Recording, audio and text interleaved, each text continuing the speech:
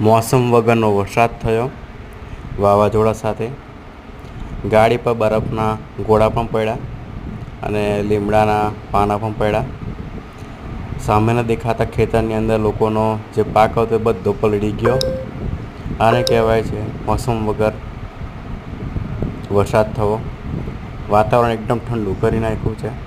બરાબરનો પવન ફૂંકાયો અને બંને ગાડીઓ વરસાદનો આનંદ લેતી હતી, પણ જ્યારે બરફના ગોળા પડ્યા ત્યારે બંને ગાડીઓની પથારી ફેરવાઈ ગઈ.